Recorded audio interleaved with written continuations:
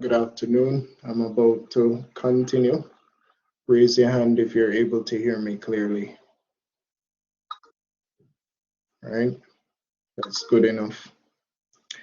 All right, so we're going into the second fundamental chapter. We looked at the human body prior to lunch. We'll be looking at airway management now. Chapter 6.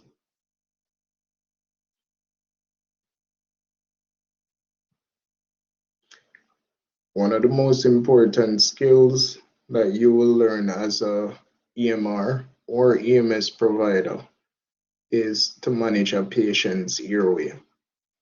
If you don't have an airway, nothing else matters. So it's very important to be able to manage the upper airway and lower airway.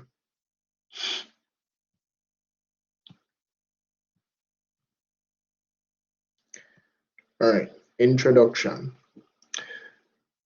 Two most important life-saving skills are airway care and rescue breathing.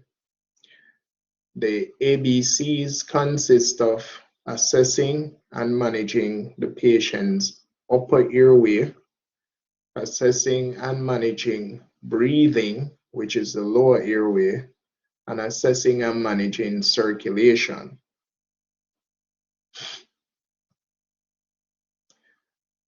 So let's review the anatomy and physiology of the respiratory system again, even though we covered it previously.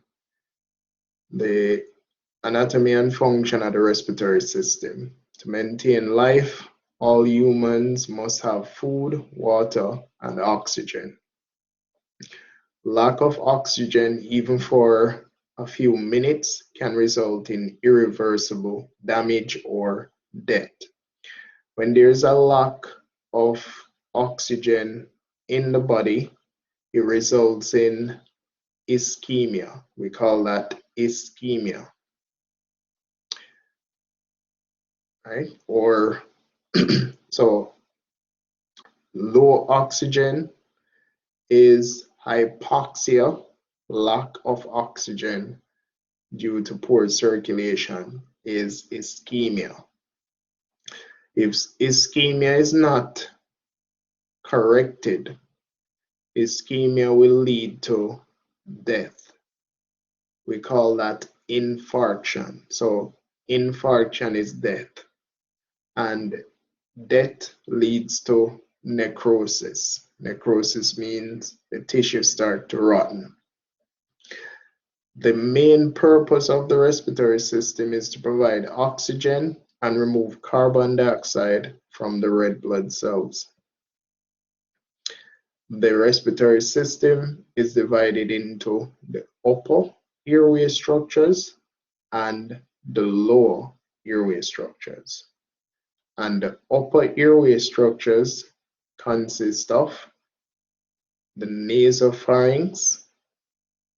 So you have the nose, which is the outer portion.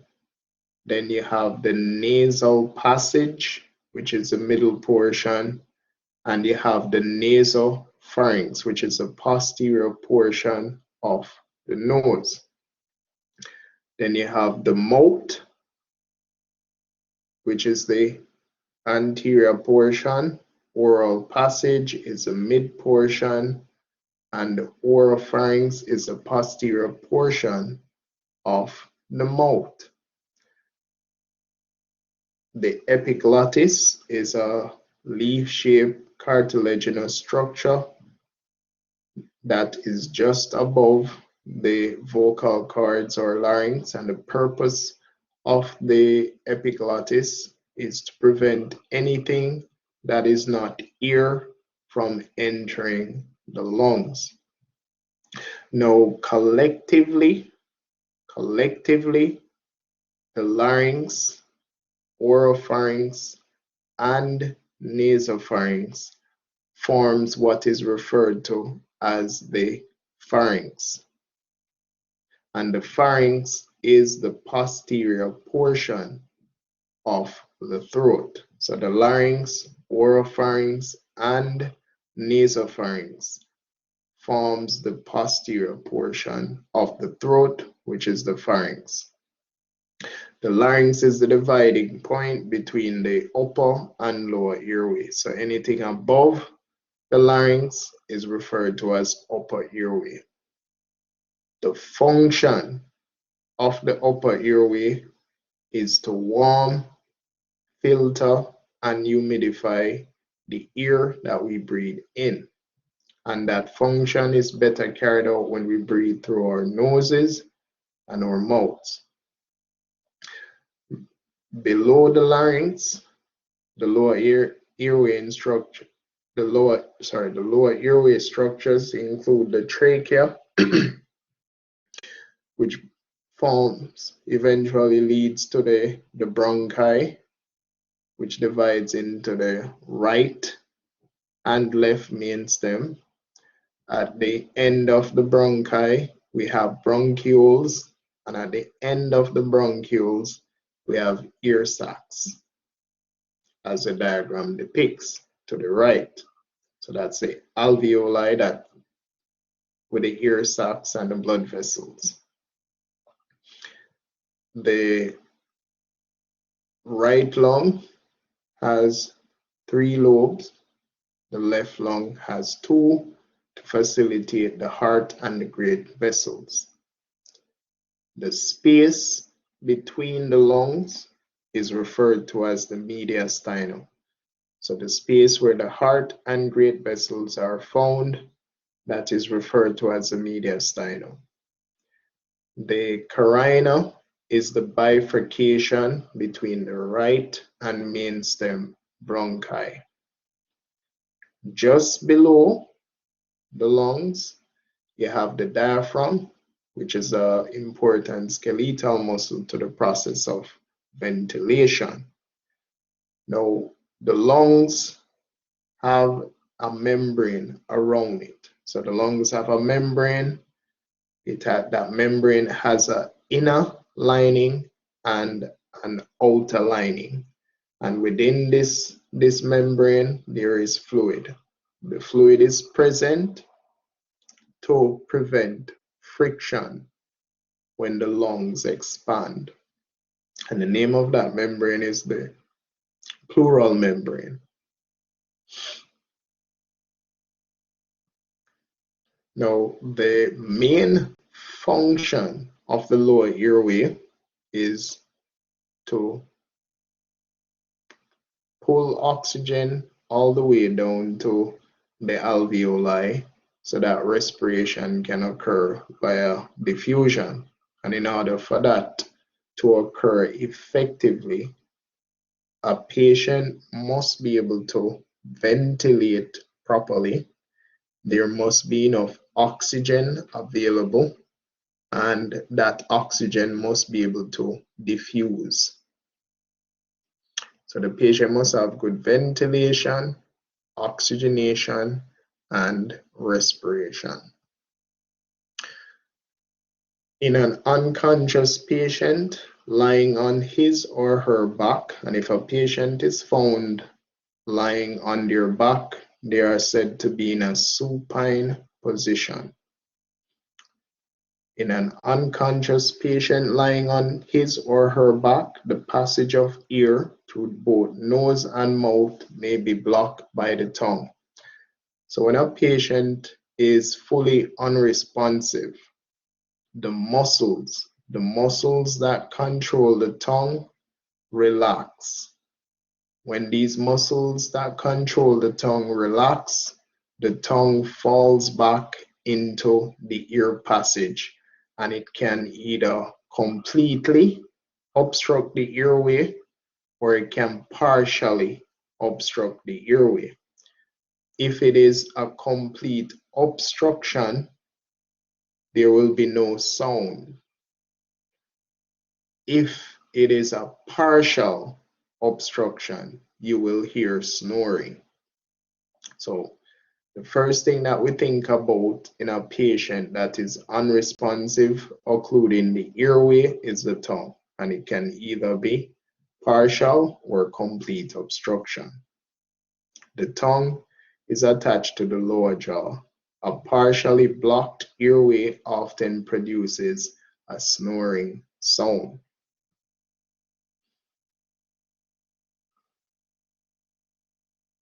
That's a diagram depicting that. Other parts of the respiratory system. At the back of the throat are two passages. You have the esophagus and the trachea. The trachea is anterior, the esophagus is posterior. The trachea leads to the lungs, the esophagus goes to the stomach. The epiglottis helps to prevent food or water from entering the airway. The airway divides into the bronchi. I have the right and left bronchi. The lungs are located on either side of the heart. The smaller airways that branch from the bronchi are called bronchioles. At the end of the bronchioles, you have the alveoli or air sac, and this is the area where oxygen and carbon dioxide will be exchanged. At the level of the air sac, there are pulmonary capillaries wrapped around it, and these capillaries are bringing blood from to and from the heart. And the blood that is coming from the heart to the capillaries will have a high concentration of carbon dioxide, and the air that is inside the alveoli will have a high concentration of oxygen. When that occurs, then diffusion will occur at that point, where you get oxygen going into the blood and carbon dioxide leaving the blood and going into the alveoli, and we exhale that out. Right, so this diagram depicts the alveoli, the air sac, and you can see the capillaries wrapped around them.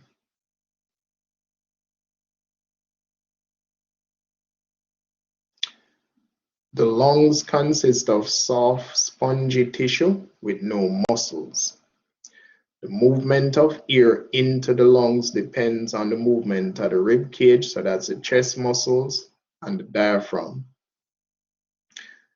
When the diaphragm contracts during inhalation, it flattens and moves downward. So the space of the chest increases. Right? And that creates a negative pressure to pull the air into the lungs. On exhalation, the diaphragm and chest muscles relax, and when the diaphragm relaxes, it moves upward. It has a dome shape. So the space within the chest decreases, and that causes an increase in pressure inside of the chest, and air is pushed out of the chest. That's positive pressure. So we breathe in with negative pressure, and we breathe out with positive pressure. That's the normal physiology of breathing. Now, A, or assessment in the pre-hospital setting, follows the ABC approach. A is for airway, B is for breathing, C is for circulation. The higher we go in our training, the more letters are added. In healthy individuals, the airway automatically stays open. An injured or seriously ill person is not able to protect the airway, and it may become blocked. You must take steps to check the airway and correct the problem. So you must be able to assess the airway, and you must be able to recognize that there is a problem with the airway and correct that problem. If your patient doesn't have an airway, nothing else matters. Now, check responsiveness. In order to be able to assess the upper airway, we have to initiate an assessment. And the first thing we do when we're checking a patient or assessing a patient is we determine their level of consciousness. So you need to determine the patient's level of consciousness. C is circulation. C is for circulation. You need to determine the patient's level of consciousness. And to do that, you have to interact with the patient. Now, when the level of consciousness is the very first vital sign that you will do on a patient. And it's very easy to obtain a patient's level of consciousness. You obtain it by communicating with the patient. So you're called to a location, somebody is having difficulty breathing. You approach the patient, you introduce yourself. Hello, sir. Hello, ma'am. My name is Mr. Rufus. I'm a medic. This is my partner, so and so. What's your name? So always find out what is the patient's name and ask them to explain what has happened to them. So these are two very important questions. What is your name? Can you tell me what's going on with you? If a patient is able to tell you their name, that is long-term memory. If they are able to tell you what's happening to them, that's short-term memory, right? Now, once a patient is able to communicate with you, that means they have an airway, right? If they are not able to communicate based on your interaction, then you need to check for a painful response. So you come, sir, can you hear me? Ma'am, can you hear me? You don't get a response. At that point, you apply a painful stimuli. And there are various points on the body that you can apply pain. We'll get into that more when we cover patient assessment. So ask the patient, are you okay? Not necessarily in those exact words, right? Mom, sir, I'm so and so, I'm here to help. What's your name? Can you tell me what's going on? I'm here to assist you. If you get a response, assume that the patient is conscious and has an open airway. If there is no response, gently shake the patient's shoulder and repeat your questions. If the patient is unresponsive, then you need to activate your emergency response system. Right now, we don't have 911 in Jamaica, and we don't have a central dispatch number, right? And not every fire station in Jamaica will have an ambulance available. So it depends on where you are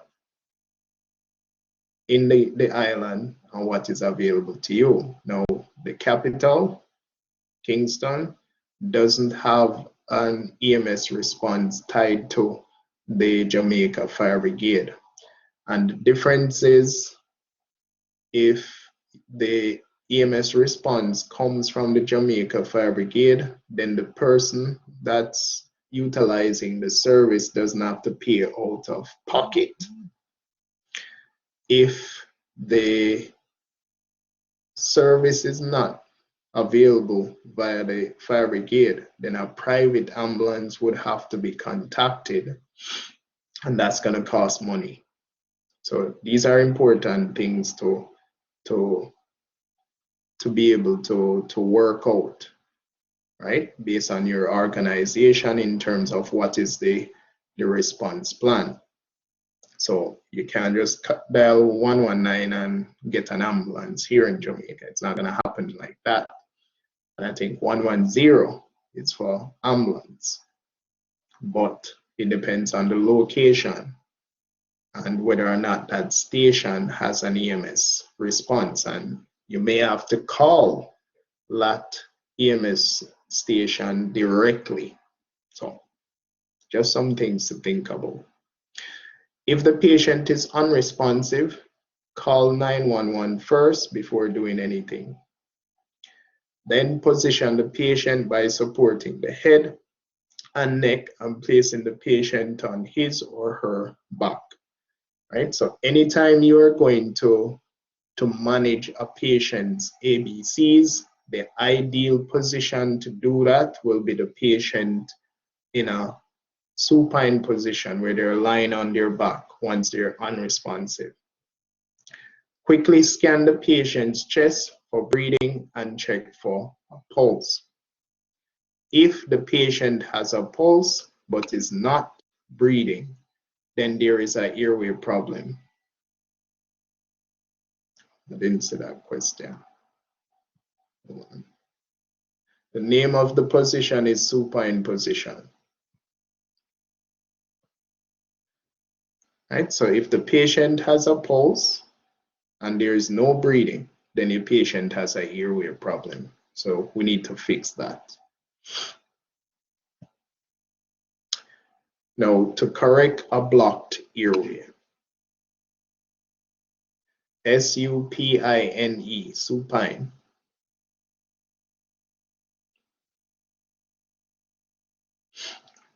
Right? So this is how it works in the field. You approach a patient, check the patient's level of consciousness by tapping the shoulder and you talk to the patient. Sir, ma'am, can you hear me? No response. You don't get a verbal response. As I say, you can apply a painful stimuli. Patient does not respond to a painful stimuli, your patient is unresponsive. Once you make the decision or come to the conclusion that your patient is unresponsive, start thinking about the tongue obstructing the airway.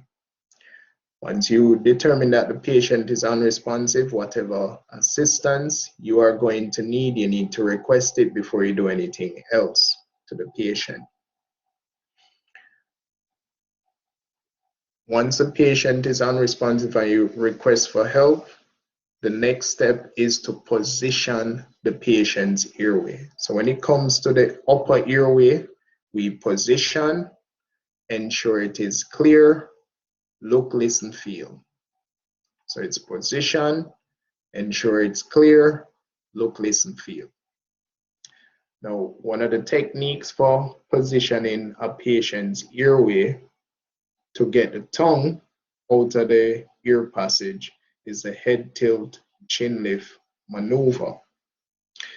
So place the patient on his or her back, place one hand on the patient's forehead and apply firm pressure backward. Place the tips of your fingers under the bony part of the lower jaw and lift the chin forward and tilt the head back. We will be doing this as a practical, so don't worry too much about that. It will make more sense when we're doing the hands-on component. So the head tilt chin lift is used to position the airway for a patient with no suspected spinal injury. So if we don't suspect spinal injury, this is how we position the airway for an unresponsive patient.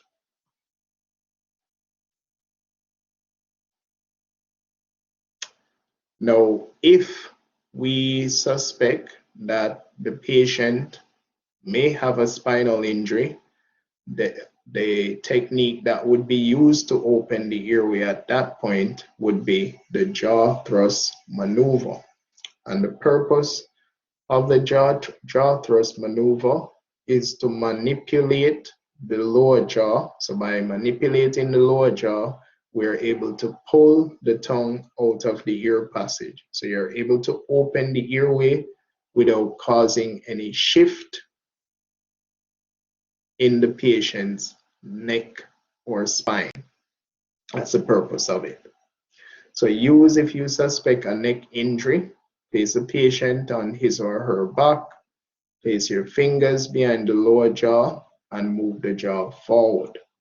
Tilt the head back to a neutral or slight sniffing position. Use your thumbs to pull down the lower jaw, opening the mouth enough to allow breathing. Again, this is a skill we will practice in our face-to-face session. Now, once the airway is open or patent, once we position the airway, is it clear? So potential blocks include secretions such as vomitus, mucus or blood, foreign objects such as candy, food or dirt, dentures or false teeth. If you find anything in the patient's mouth, we will have to remove it. If the mouth is clear, consider using an airway device.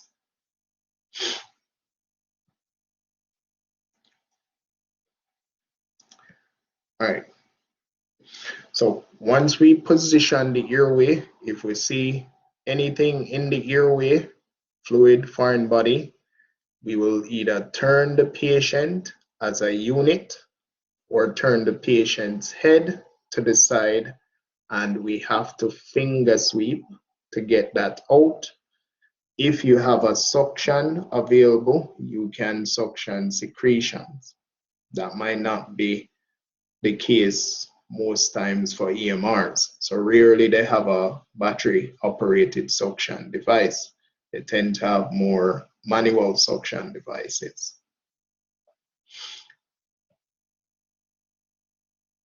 Right, so finger sweep can be done quickly and requires no special equipment except a set of medical gloves.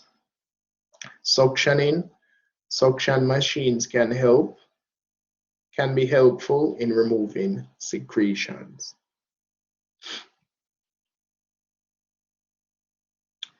Right, and that's a manual suction device. Manual suction devices, relatively inexpensive, compact enough to fit into an EMR life support kit. Insert the end of the suction tip into the patient's mouth and squeeze or pump the hand-powered suction. So as I said, most time EMRs will have the handheld suction and not the battery operated suction device.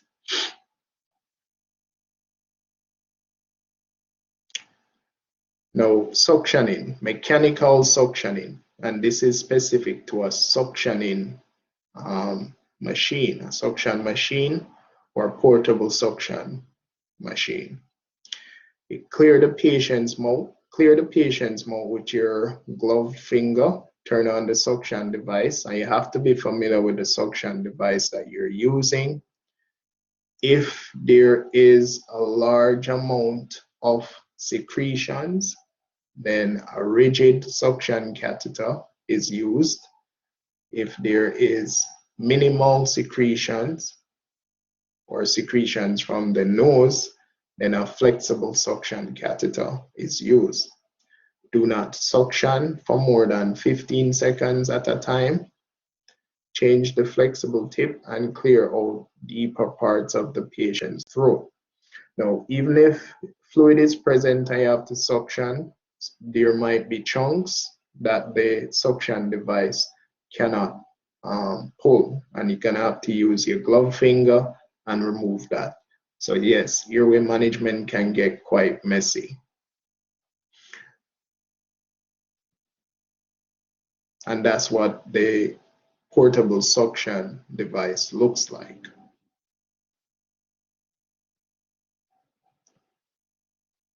All right, now maintaining the airway.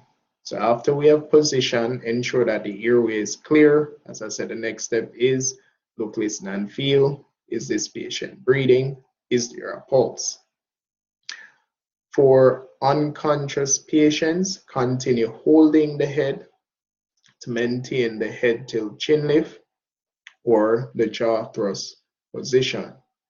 If the patient is breathing adequately, so if a patient is unresponsive and breathing properly, meaning you can see good chest rise, then you put that patient on their side or in what we call the recovery position. So that's the purpose of the recovery position.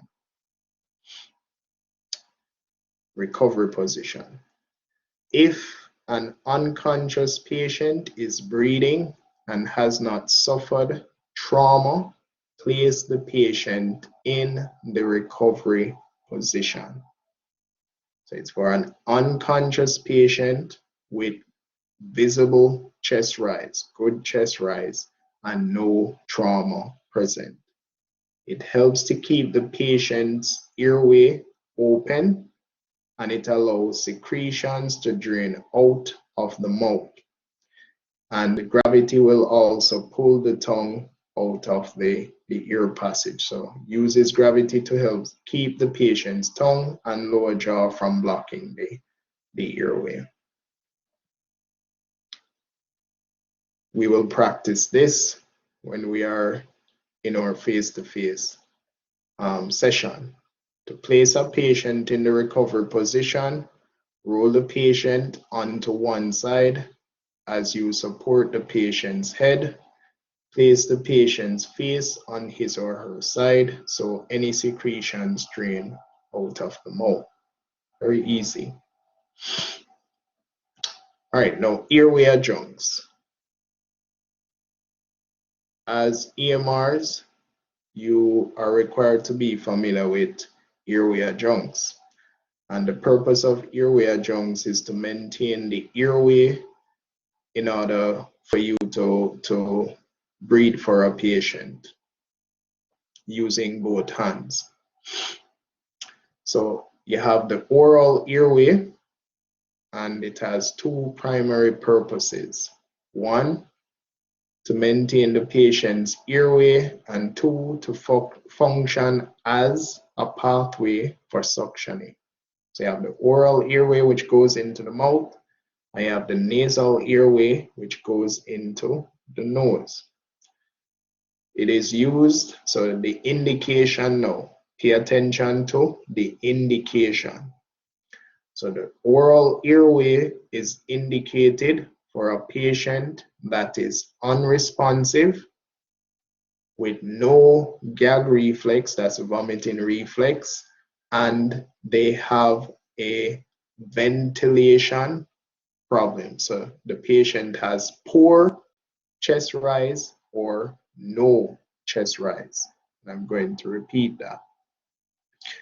The indication for an oral airway is the patient must be unresponsive, no gag reflex present, and there must be a ventilation problem, or the patient has poor chest rise or no chest rise. And this is what the oral airway looks like, also referred to as an oropharyngeal airway. But if you can't remember that long term, just say oral airway, or the one that goes in the mouth. Right? So the one on the left has an opening in the center that you can pass a suction tube, a flexible suction catheter through. The white one has space between, space within the side, I should say, that you can pass the flexible suction catheter. And they come in various sizes, adults and for pediatric patients as well.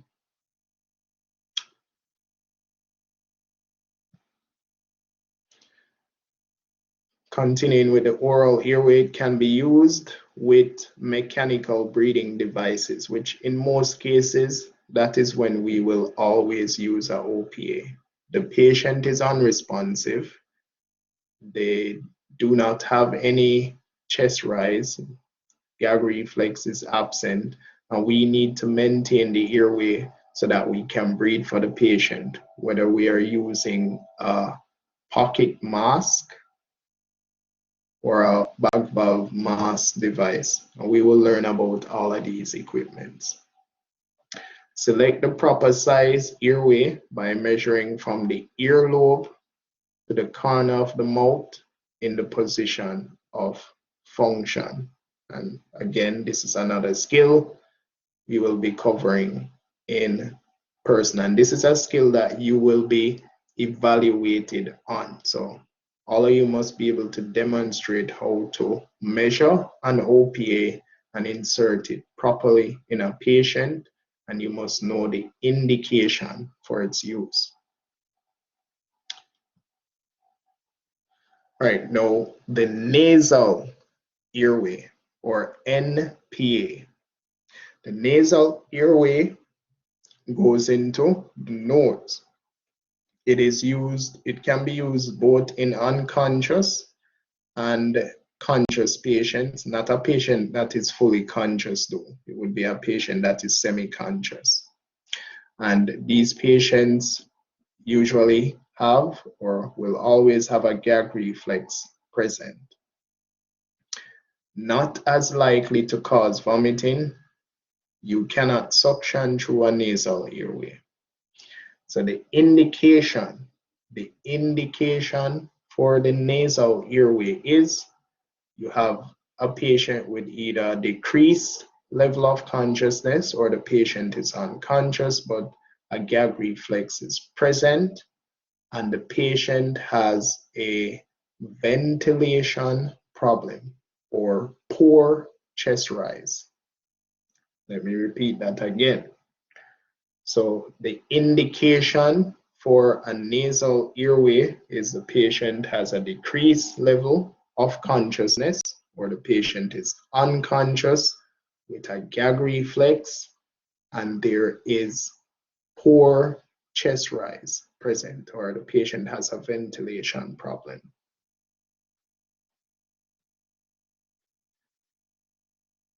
To select the proper size for the NPA, we measure from the patient's nose to the earlobe in the position of function. Once we get the correct size, the airway needs to be lubricated with a water-soluble lubricant and then insert into the nostril. And we go for the right nostril first, because in most persons, the right nostril is going to be bigger than the left. If we start to meet resistance in the right nostril, then we will remove and try the left nostril. All right, so that's the airway adjuncts that you need to be familiar with. Oral airway, nasal airway, that's a must for EMRs. So signs of adequate breathing. You can use the look, listen, and feel technique to assess adequacy of breathing.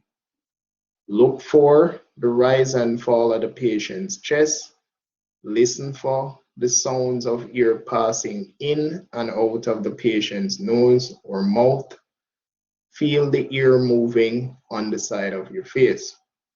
A normal adult breathing rate is 12 to 20 breaths per minute. And well, let me not go there yet.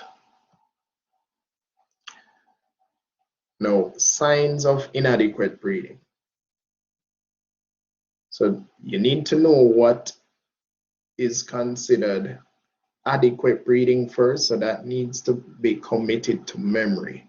Patient must be breathing within the correct breathing rate for their age of development. It must be consistent. So a patient that is breathing must have a consistent breathing pattern. It mustn't be irregular, right? It must be regular. There must be good quality. They must have a good quality of breathing. So you shouldn't be able to see muscle use. You shouldn't be able to hear abnormal sounds, and the patient, it shouldn't be positional. The patient shouldn't have to stay in a particular position to breathe. And most importantly, the patient must have visible chest rise bilaterally. So that's something that you have to be able to recognize.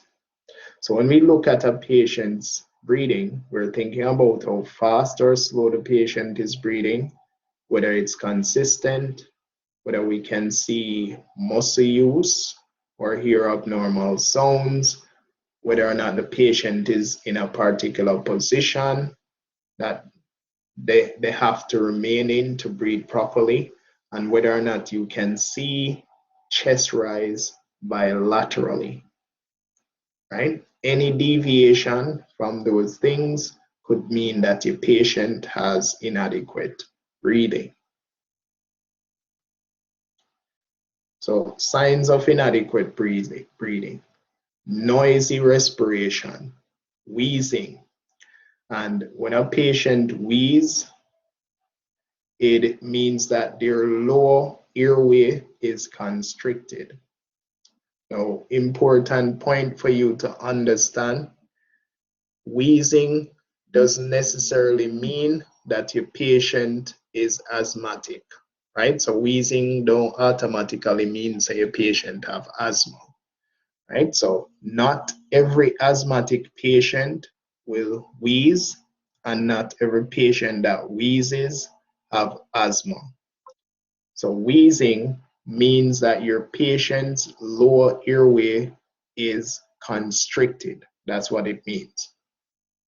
Gurgling suggests that there is fluid in the upper airway. So gurgling or bubbling sounds suggest that fluid is in the upper airway. Rapid breathing suggests that the patient is compensating for something. If the breathing rate is going up, they're compensating for something. And gasping or agonal gasp. If a patient has agonal gasp, in layman term, him look like him a gap for breath, we don't consider that to be actual breathing. So we consider that to be no breathing. What is the color of the patient's skin? Do they look pale? Do they look blue? Right? Now, a patient with pale skin suggests that the blood vessels are constricted. Again, that's a compensating mechanism. Blue skin is a terrible sign. So if their skin start to look blue, and we're looking at the pink portions of the skin, the palm, the mucous membrane, inside of the mouth or the lips, if they start to get blue, it means that there is poor oxygenation in the patient. The patient is starting to desaturate. The blood is desaturating. The most critical sign is respiratory arrest, and the most critical one is the easiest one to identify. So a patient in respiratory arrest, as the word arrest means, it means stop. So respiratory arrest means your patient is no longer breathing.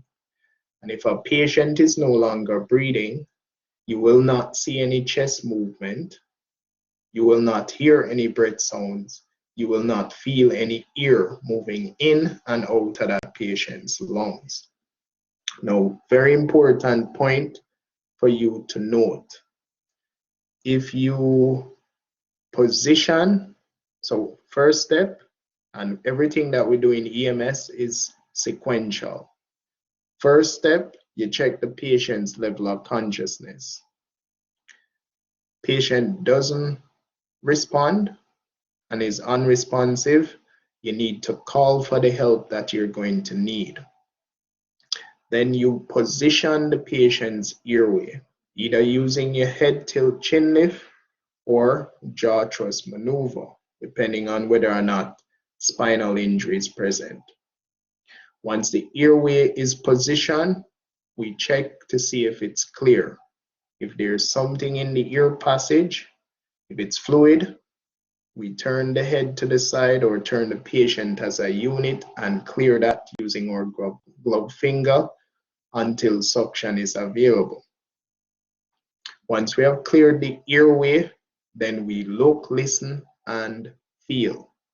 Now, this is the important part. If you look, listen, and feel, and there is no chest rise, so you have to check to see if your patient is pulseless. So we look, listen, and feel, and we simultaneously check for a pulse.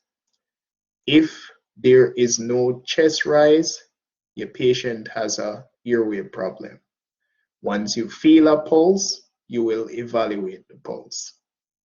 Now, if we had position, check if it's clear, look, listen, feel, and there is chest rise present, we would evaluate that chest rise, right? So if you see chest movement, you evaluate the chest movement. You don't see chest movement, you check to see if there is a pulse. If there is a pulse, evaluate the pulse. And it might seem very complicated right now, but when we get in the classroom setting, you're gonna see the pieces come together. Now, things that can cause respiratory arrest. Heart attacks, mechanical blockage or obstruction caused by the tongue, vomitus, particularly in a patient weakened by a condition such as stroke, foreign objects, illness, or disease. Can be caused from drug overdose, poisoning, severe loss of blood, electrocution, electrical current, or lightning. Now, check for the presence of breathing. Assessment of any motionless patient begins by checking for responsiveness and signs of breathing. So we always start by checking the patient's level of consciousness, and you're simply introducing yourself to the patient. Hello, sir. Hello, mom. Can you hear me? Right? Does the patient respond to that? They say, yes. What's your name? Can you tell me what's happening to you? If they don't respond and you apply a painful stimuli and they still don't respond, then your patient is unresponsive and you need to activate your emergency response protocol. If a patient is unresponsive, quickly scan the chest to see if the patient is breathing. Now, to correct breathing, as you perform rescue breathing, keep the patient's airway open. Now, rescue breathing is indicated if your patient is unresponsive with no chest rise and there is a pulse present. So if you have a patient that is unresponsive with no chest rise and a pulse is still present, you will perform what is referred to as rescue breathing. So you're literally going to create the ventilations for this patient. So as you perform rescue breathing, keep the patient's airway open. We don't do mouth to mouth.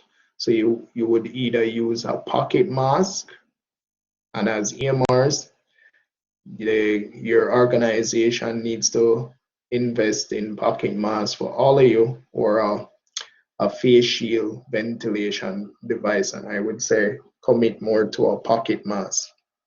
We don't do mouth to mouth in the pre-hospital setting.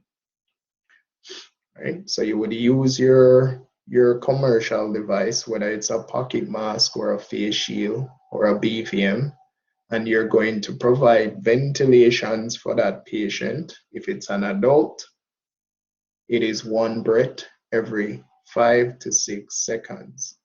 If it's a pediatric patient, it is 1 breath every 3 to 5 seconds, and we tend to go closer to the 1 breath every 3 seconds. Again, things that we will practice in person. Right, so this is what I was talking about, a pocket mask. A very useful device to have, very important device to have when it comes to airway management. Cheap and very useful. So mouth-to-mask rescue breathing, which is the ideal method, enables you to perform rescue breathing without mouth-to-mouth contact. It reduces the risk of transmitting infection, and you use a mouth-to-mask, to use a mouth-to-mask ventilation device, follow the steps. We will cover that in the classroom setting.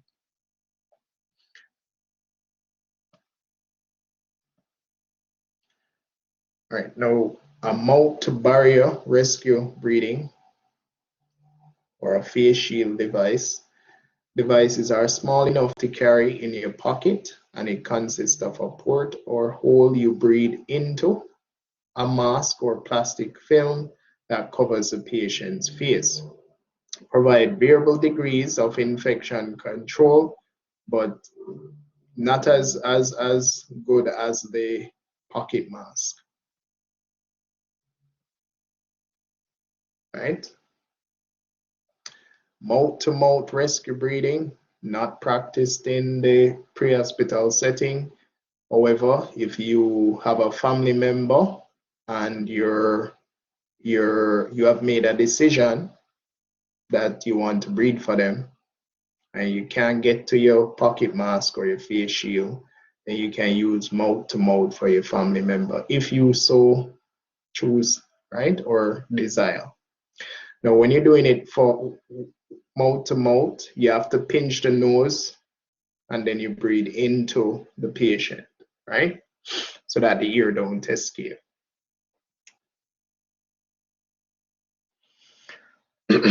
Now, the bag mask device, which you will also be practicing with, is the bag valve mask is a mask and a bag system. So you put the mask over the patient's face and you squeeze the bag and it pushes air into the lungs.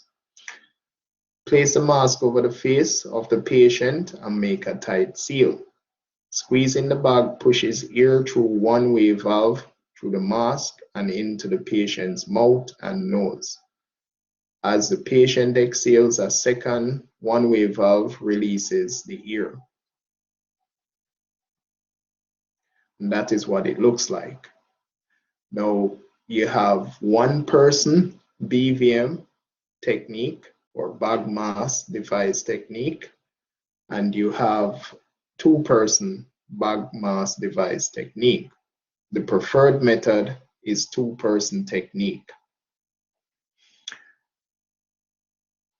But the ideal method, the best method, is going to be a pocket mask. Because the BVM technique is a technique that's very difficult to get comfortable with. It's a lot easier to get comfortable with a pocket mask.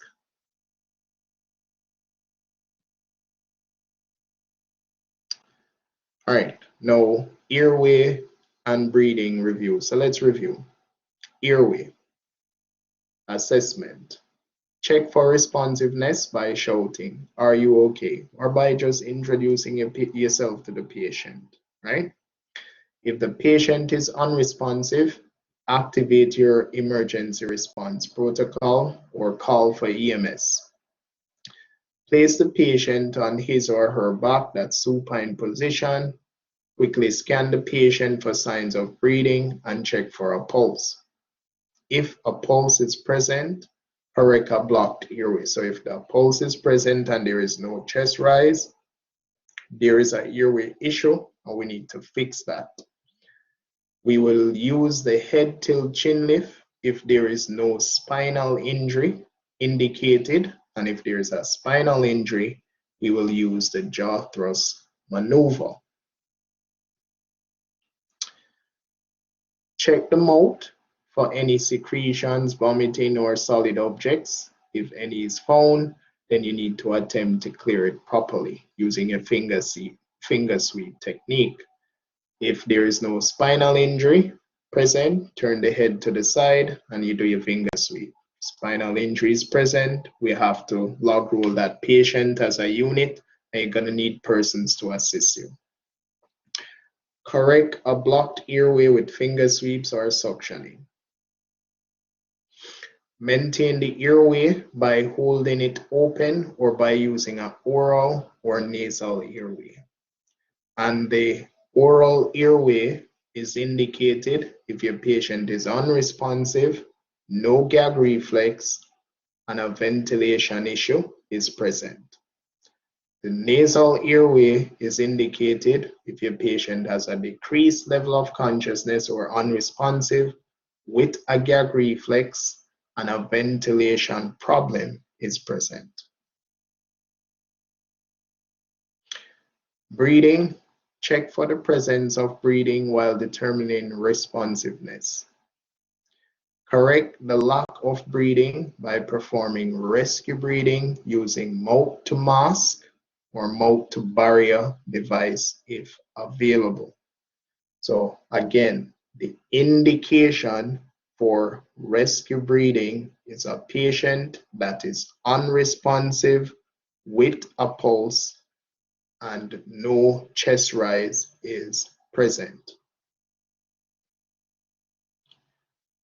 Rescue breathing for children, if it's an adult, we give 1 breath every 5 to 6 seconds.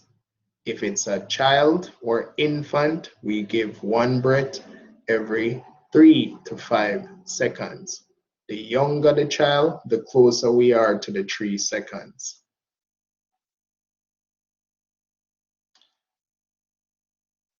An infant is tiny and must be treated extremely gently.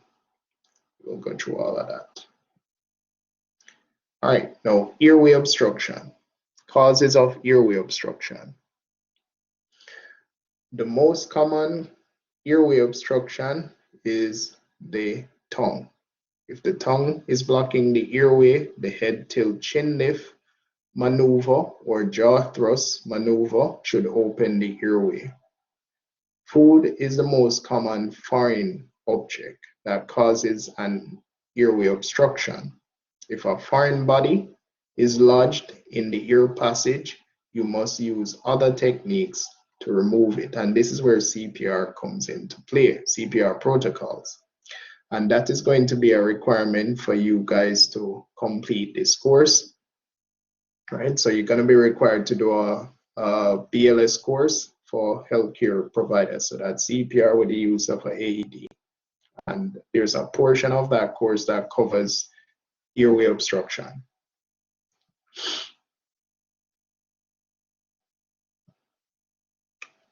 All right, now types of airway obstruction. Ask the patient, are you choking? And this is just a review of the BLS protocol, CPR protocol. If the patient can reply, the airway is not completely blocked. If the patient cannot speak or cough, the airway is completely blocked. Mild airway obstruction, the patient coughs and gags. The patient may be able to speak, but with difficulty. And once they can cough, we encourage them to keep coughing. If the cough get weak or absent, then we have to do something about that. Encourage a patient to cough. If the patient cannot expel the object, arrange for prompt transport. With severe airway obstruction now, the patient is unable to breathe in or out and speech is impossible. Other symptoms may include poor air exchange, increased breathing difficulty, a silent cough, loss of consciousness in 3 to 4 minutes. Treatment involves abdominal thrust. So this is a patient that would get abdominal thrust until they completely lose consciousness, and then you do CPR. With one exception, every time we make an attempt to give breaths, we will check to see if there is something in the mouth. So if the patient is conscious, stand behind him or her and perform abdominal thrusts.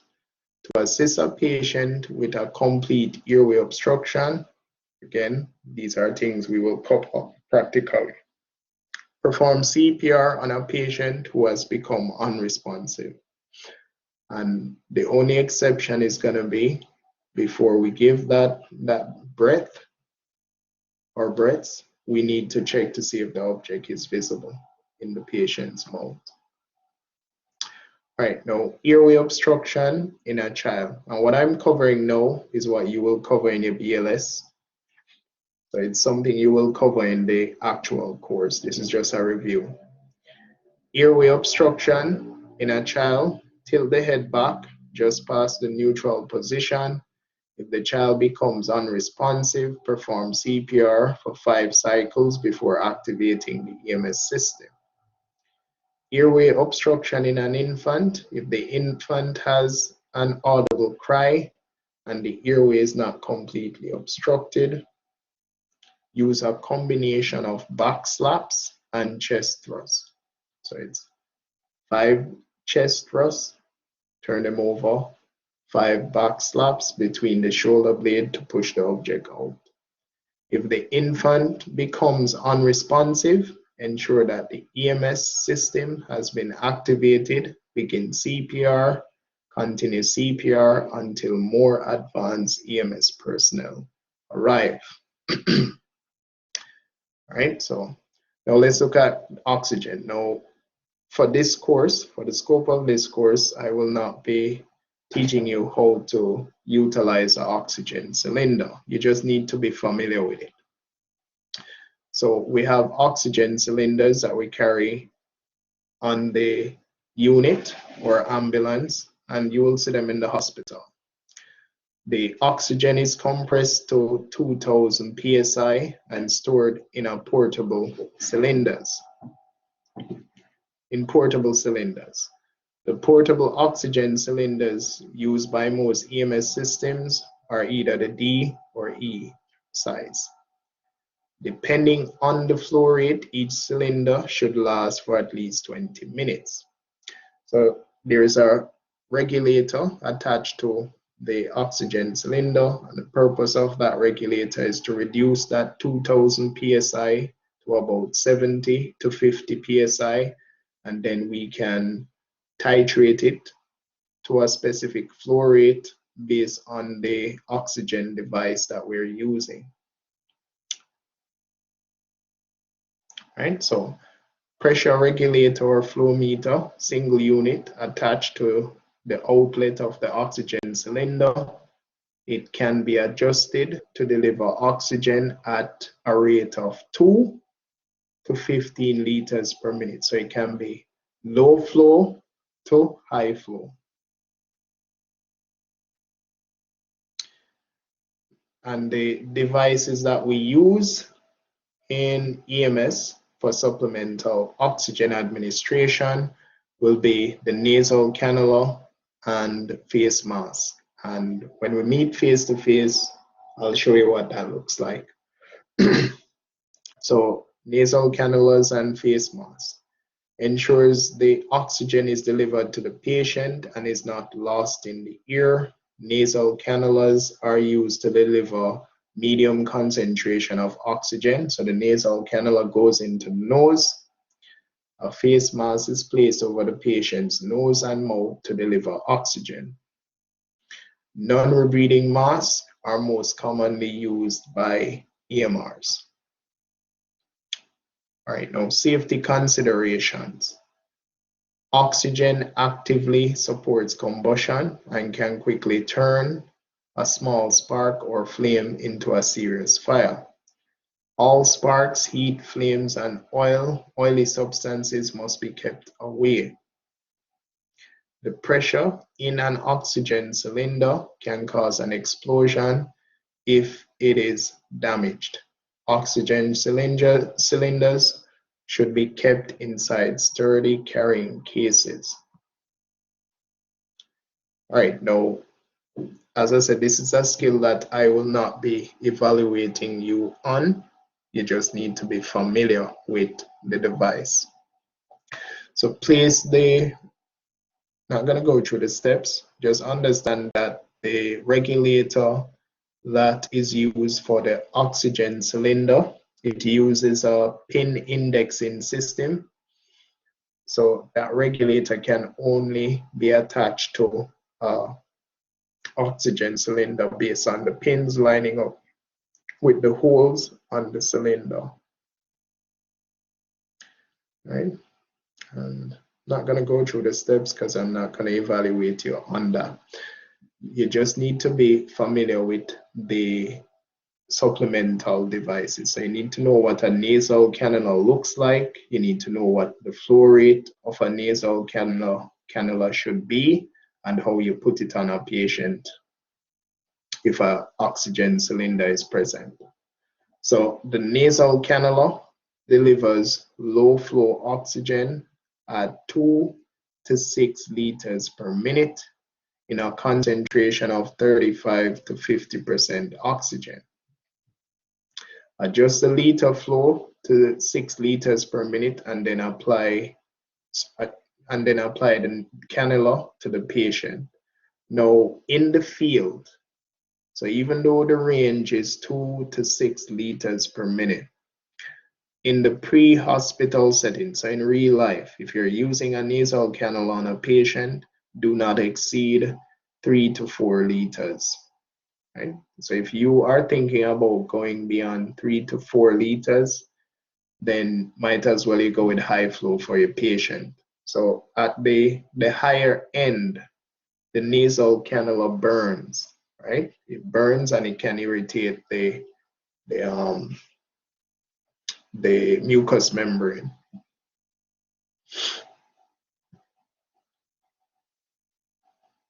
Now the non-rebreathing mask, it has a bag. The one that is depicted in the picture is actually a partial non-rebreather. No, it is a non-rebreather, right? So the non-rebreather has 2 flutter valves and it has a reservoir bag. The reservoir bag needs to fill up with oxygen before you put it on the patient. So when a patient has on a non-rebreather, they are getting pure oxygen. The outside air does not mix with that oxygen. It's a high flow device, so it can administer between 8 to 15 liters per minute. And that can get pretty close to 90% or above 90% saturation. Right. Now, non-rebreathing mask should be used for patients who require higher flows of oxygen, including those experiencing shortness of breath, severe chest pain, carbon monoxide poisoning, congestive heart failure, signs and symptoms of shock.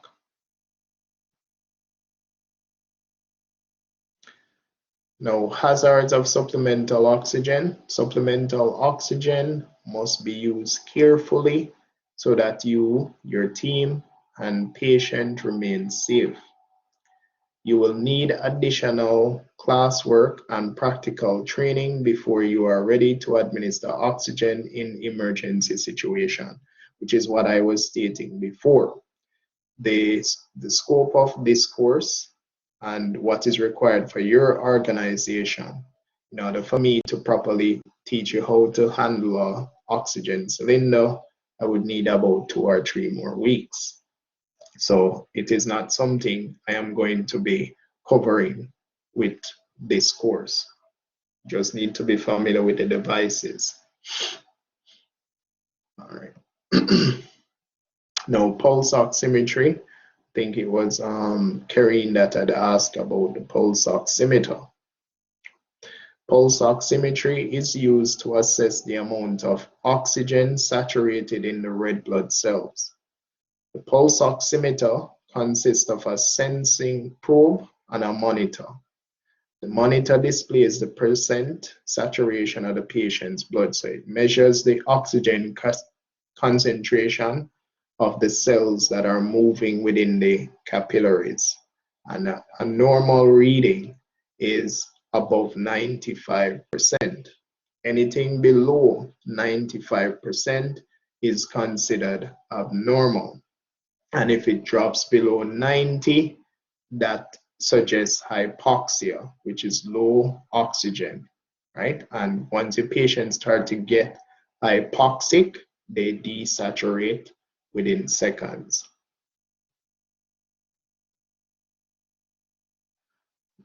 In a healthy patient, the oxygen saturation should be between 95 and 100%. The pulse oximeter cannot tell you what is wrong with the patient. Very important point. So there is a very bad practice in the pre-hospital setting where persons put on the pulse oximeter and treat the numbers on it. So again, in EMS, we do not treat numbers. The pulse oximeter is a tool to guide your assessment. So you need to look at the patient and figure out what the patient is telling you, and then consider the numbers and provide the most appropriate treatment. Right? So the pulse oximeter cannot tell you what is wrong with the patient, but it can help you to recognize that the patient is having a problem, and it can determine whether your treatment is helping the patient.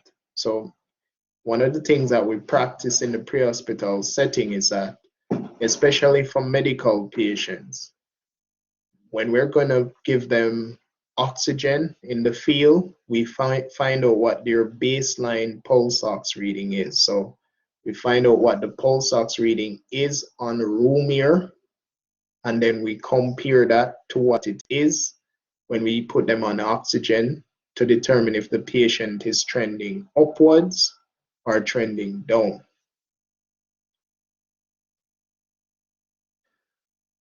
A pulse oximeter has certain limitations, right? It will not give an accurate reading if the patient is wearing nail polish or has dirty fingers. If the patient is cold, or if the patient has lost a lot of blood, won't give you an accurate reading either. The patient has carbon monoxide in the body, which red blood cells love that more than oxygen. So red blood cells have a higher affinity for carbon monoxide. You can actually get an accurate reading with a patient with carbon monoxide poisoning. So it's not able to differentiate the difference between carbon monoxide and oxygen. There is no machine that can replace a careful patient assessment. Again, we treat our patients. We don't treat devices. We don't treat numbers. We treat the patient. All right. Now, rescue breathing for patients with stoma. And patient with a stoma is a patient that has an opening in the neck for whatever reason. Maybe their upper airway was compromised and they had to get a surgical airway. So an opening was created in the trachea, in the neck. So check every patient for the presence of a stoma. If you locate a stoma, keep the patient's neck straight, examine the stoma, and clean away any mucus in it. And one of the most common problems with stoma is going to be mucus plug that needs to be removed. If there's bleeding, if there's a breathing tube, remove it. Place your device, not your mouth, because we don't use mouth procedures in the field. So it would be your ventilation device over the area, and you breathe for the patient. If the patient's chest does not rise, it may be because the air is escaping through the patient's nose and mouth. So you may have to have somebody seal the patient's mouth and nose while you ventilate the patient or breathe for the patient through the stoma. Bag mask or pocket mask device can also be used to ventilate the patient, and that is going to be your your primary method. Either you're using a BVM or you're using a pocket mask. All right, now gastric distension, very important topic. Now, gastric distension needs to be avoided at all costs, right? So it's very important that the airway is positioned properly. It's very important that when we are breathing for the patient, it's not too forceful and it's not too fast. If the airway is not positioned properly and it's too forceful or too fast, we can push air past the trachea into the stomach. And if air starts to get into the stomach can become distended, and if food is inside the stomach, that will start to come up in the ear passage. And we don't want that to occur. It's a real messy airway, and everything becomes difficult at that point. Everything becomes difficult at that point. Excuse me for 1 minute.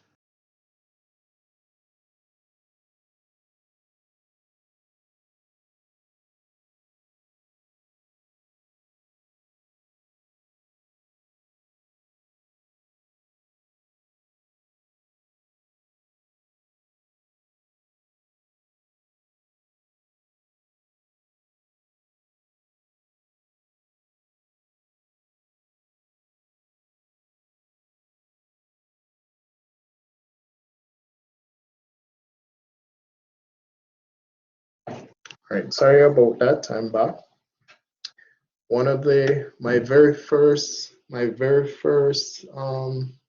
cardiac arrest call in Jamaica as an EMT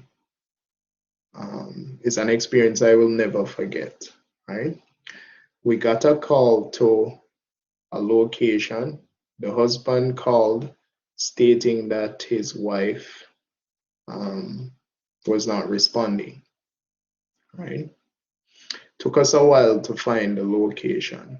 Took us maybe, I think it took us about 15 minutes, right? 10, 15 minutes. I'm thinking closer to the 15 minutes or a little beyond that. When I arrived on the location, so when we got there, the husband was trying to do CPR. So he was trying to do CPR, but he wasn't doing it quite right. So the CPR that he was doing was not being done properly. And you could see that the patient had significant gastric distension, right? She had significant gastric distension to the point that vomitus started to come up in the mouth. And the husband was trying to breathe for his wife through the vomit, right? He was trying to breathe through that vomit. Now, when I saw that, I knew there is nothing I could do that would make a difference for this patient.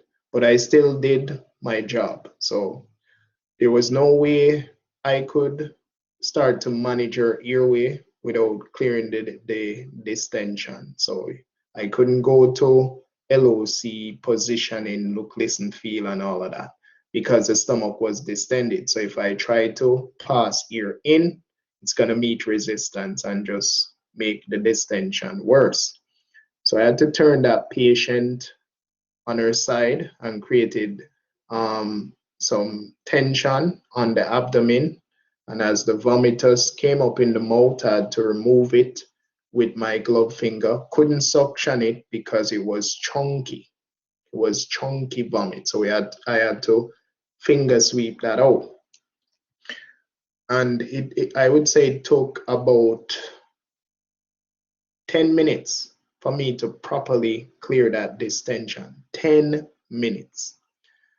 The brain starts to have complication if it goes without proper oxygenation for 4 to 6 minutes. And it took me about 10 minutes before I could clear the patient's airway properly to position it, look, listen, and feel, check for a pulse, and start CPR. The patient didn't survive, obviously. The patient died, right? Patient didn't survive. And it comes back to the very first presentation that we did, where I said that public awareness and education is important, right?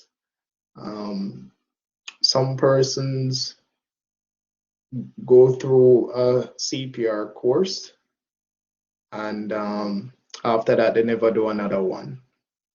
So yes, when you ask some persons if they are CPR trained, they will say, yeah man, CPR trained. But they have never done any workshop after that. They haven't recertified, nothing like that. So if the need arises that they need to perform CPR, it's not going to be done properly, right? And I think the government, the Ministry of Health, not the government, specifically the Ministry of Health, needs to embark on a campaign where I would say every 3 months there is a 15-minute segment on the during the prime time hours or on weekends that covers proper CPR, just to do even good compressions, not even to ventilate, just to do proper chest compression. And I believe it would make a huge difference, right? I've seen numerous videos where CPR and ventilation is being done poorly by bystanders. And you can't really blame them. They might try a thing, as we say in Jamaica. And if they're going to try a thing, then I think we need to teach them to do it properly, right? We need to teach them to do it properly. So the gastric distension, if it occurs, you're going to have a very tough airway to deal with. So what is important for us as EMRs? When you position the airway, make sure you position it properly. When you're ventilating for a patient, ensure that you pay attention to what it is that you're doing. So if you give a breath, you should see the chest rise when you give a breath. If you don't see the chest rise, the air went somewhere, and it's going to take the path of least resistance. It's going to be the stomach, right? So we have to position the airway properly, ventilate at the appropriate rate, and it cannot be too forceful. This is how we will reduce the risk of gastric distension. Now, dental appliances. Do not remove dental appliances that are firmly attached. They may help keep the patient's mouth full so you can make a better seal. Loose dental appliances cause problems. Partial dentures may become dislodged. Remove the dentures and put them in a safe place. All right, now airway management in a vehicle. And this is a patient that we suspect has spinal complications, right? So use the jaw thrust maneuver if the patient is lying on the floor or seat. If there is any possibility that the crash could have caused a head or spine injury, we will go with the jaw thrust maneuver. When the patient is in a sitting or semi-reclining position, we will approach the patient from the side by leaning in through the window or across the seat. And this will make more sense in a practical setting. But basically, you're approaching the patient in the line of sight. right? Now, when the patient is in a sitting or semi-reclining position, grasp the patient's head with both hands. And when you control the patient's head, you talk to them simultaneously as you physically control the head. Sir, ma'am, I'm here to help. Don't move your head. I need you to keep your head still. Put one hand over the patient's chin and the other hand on the back of the patient's head. Maintain a slight upward pressure to support the head and cervical spine. So the goal is to keep your head in a neutral position until you can get additional help, right? And this is what that looks like. And you will only attempt this task if it is safe for you to do so. So in EMS, if the scene is not safe, we do not approach a patient. The scene must be safe for responders to work. So we don't put our personal safety at risk. A dead EMR cannot help anybody. An injured EMR is a nuisance. So we don't put our personal safety at risk. This technique has several advantages. You do not have to enter the automobile. You can easily monitor the patient's carotid pulse and breathing patterns by using your fingers.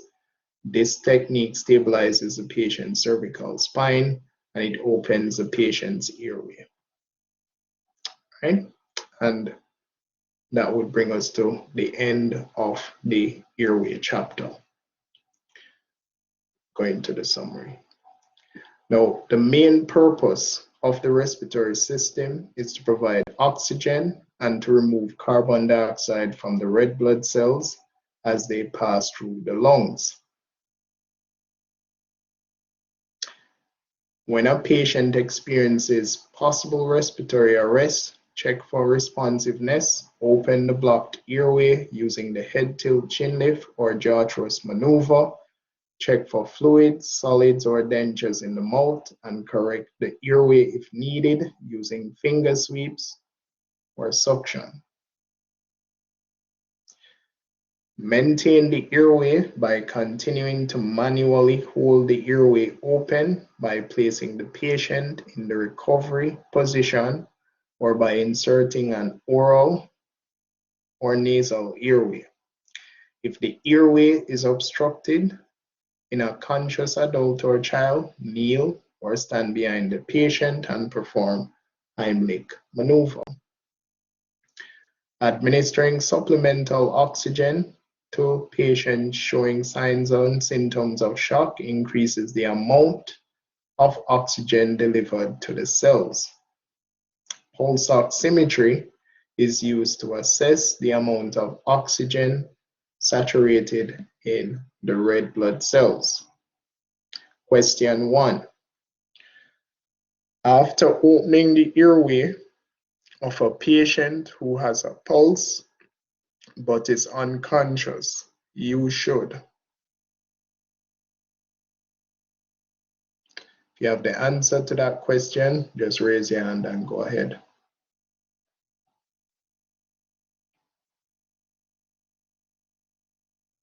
Question 1. Any takers? Are you people still with me? Go ahead, Miss. Go ahead, Karine. I should say check C. C would be correct. So C is correct. Okay. All right, number 2. You should place a patient in recovery position. When do we use the recovery position?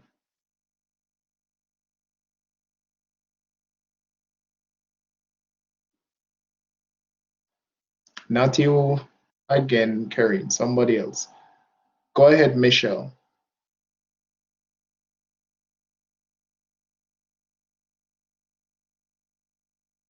Go ahead, Michelle. Not hearing you.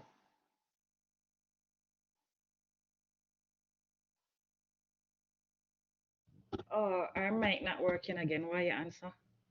Just select B. B, to allow secretions to drain out of the mouth. That is correct. All right, Michelle Ball. All right, pulse oximetry is used to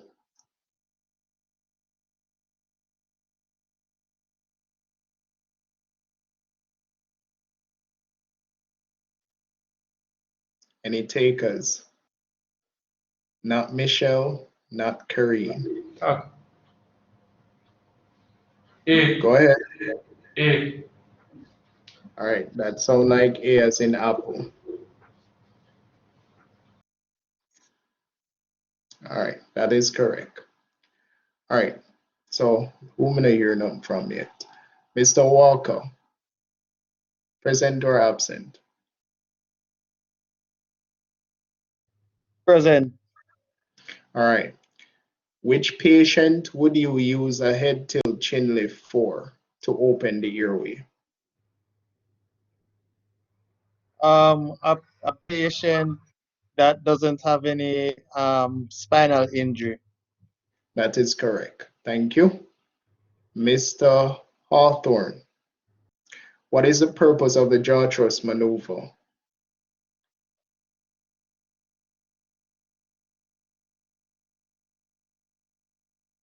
Present or absent? Going once. When you suspect a person has a spinal injury, Yeah, but what is the purpose of it? It is to used open for the, to yeah, open to the open, airway yes, without open what? the,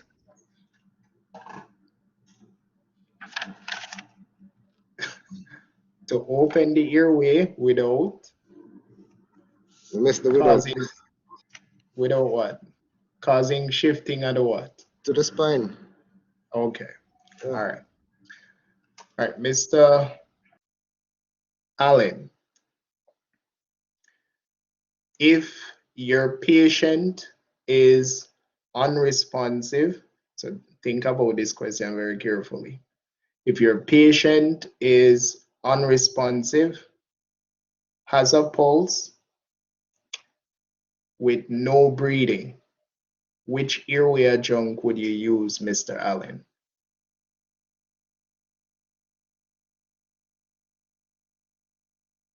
Unresponsive, with a pulse, no breathing. Which airway adjunct would you use? Are you present or absent, Mr. Allen? I'm present. Okay. Which airway adjunct would you use for that patient?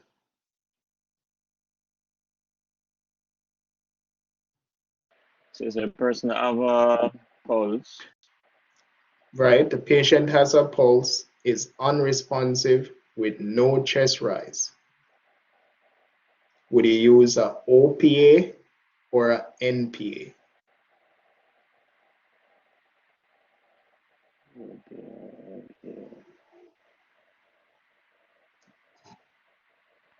Okay. You sure, Mr. Allen?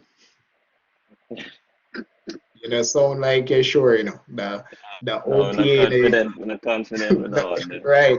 No confidence that they're behind the OPA there at all, right? But you would go with the OPA, so that's the one that goes into the mouth, right? Unresponsive, no gag reflex, ventilation problem. Okay. All right, Mr. McDermott,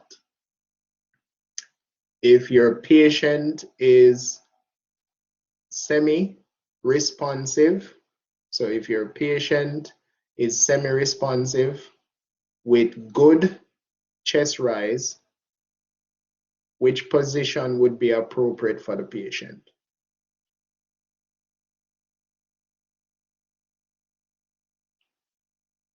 Semi-responsive, good chest rise. Which position would be ideal?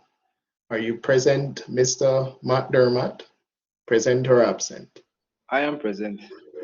Yes. Which position would be appropriate? Supinal. Who? Mine, you know. Supine. SUPINE. Come again. Supine. SUPINE. I hear you. I hear Yes. you. That's all that I say. The patient is semi-responsive with good chest rise. What's the best position to put that patient in to keep the tongue out of the airway? There is no spinal injury. A recovery position. Correct. So it would be the recovery position. And mind you, you said the wrong thing. All right. So that would be the recovery position. All right. Which other question? I'm thinking of. Okay. All right. Mr. Francis, how do we avoid gastric distension? This might be a little complicated one. How do we avoid gastric distension when breathing for a patient? What are the things that we need to keep in mind? So, Francis, present or absent? Yeah, I'm present. Yes. This is how yeah, try to breathe for the patient. Right. How do you avoid air going into the stomach when breathing for a patient? Again, man. We don't have so much time with the patient, you know.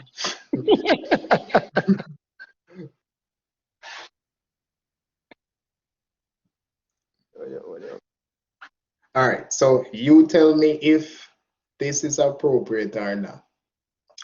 To avoid gastric distension, do I need to ensure that the airway is properly positioned? Yes or no? Yes. Okay. To avoid gastric distension, do I need to ensure that I ventilate the patient or breathe for the patient at the appropriate rate? Yes or no? Yes. All right. To avoid gastric distension, do I need to breathe forcefully for the patient? No. Why? Because in case of you'll be forcing things down. Okay. I hear something about forcing, so we'll leave it at that. Right, so forceful would not be appropriate because you're gonna push air past the trachea, you're gonna bypass the lungs and it end up into the stomach. So you are correct. All right. Right. Good. So mute your mic, Mr. Francis. It seems like you guys are definitely paying attention. That's a good sign. Very good sign. Michelle, your mic is on. You have a question? No, I don't have a question. Having a problem with mic. Okay. Muting now. All right. All right. So we have completed airway management, the theory aspect of it. As I said, when we get to the classroom setting, the puzzle pieces will connect much better when you see me actually go through an assessment and put all of these assessment considerations and skills together. Right? That will be the final piece of the puzzle. Are there any questions at this point? Yes, one for me. What if the nasal passage is just relatively smaller than the usual? And they're having a respiratory issue. Will the breathing technique applies? For that patient, so if the airway adjunct cannot fit, you can't. So we don't force anything in EMS. No point, we go against resistance. So if it cannot fit, we won't use it. And also, keep in mind that if you suspect that that patient had trauma to their head, the NPA is contraindicated. So if you suspect that they had any type of trauma to the head, you would not use an NPA. But we don't go against resistance. We don't force anything in EMS. Any other question? Okay. Go ahead, Mr. Hawthorne. Go ahead. It's not so much of a question, it's just trying to understand something. ahead. In rescue breeding, right? Where Yes. in adults you do 5 to 6